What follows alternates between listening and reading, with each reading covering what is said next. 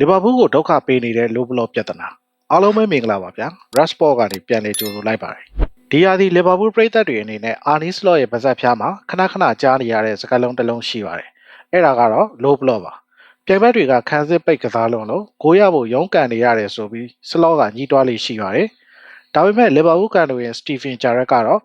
ဒါကိုညှိနေတာရပ်တင်ပြီးလီဗာပူးအသင်းဆိုတာငါကစားကလေးက low block နဲ့အကစားခံခဲ့ရတာဒါကဖြစ်နေကြပဲလို့ဝေဖန်လိုက်ပါတယ်ဒါပေမဲ့ data တွေကိုကြည့်လိုက်ရင် slot ပြောတာကလည်းမမှားပါဘူး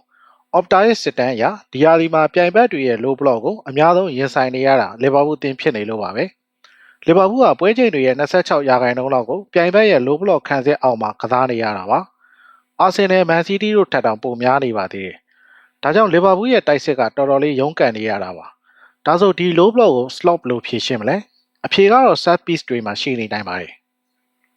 ဒါပေမဲ့လီဗာပူးရဲ့တောင်းကန်ပေါ်နီးစနစ်မှာပြဿနာတစ်ခုရှိနေပါတယ်။ဇန်နဝါရီ10ရက်နေ့တုန်းက slot ကိုယ်တိုင်ကဆက်ပြီးတွေကနေကိုရဖို့ရေးကြီးတယ်လို့ပြောခဲ့ပေမဲ့လက်တွေမှာလီဗာပူးကမလုပ်နိုင်သေးပါဘူး။ဒီဟာဒီပရီးမီးယားလိဂ်မှာအသင်းတွေဟာ goal area တွေကိုကွေးဝင်သွားတယ်။အင်ဆွင်းကားတောင်းကန်ပေါ်တွေကိုအဓိကထားကန်နေကြပေမဲ့လီဗာပူးကတော့စန့်ကျင်ဘက်ဖြစ်နေပါတယ်။ Soboslai ကန်တင်ပေးလိုက်တဲ့ဘောလုံးလမ်းကြောင်းတွေကိုဒီပုံမှာကြည့်ကြည့်ပါ။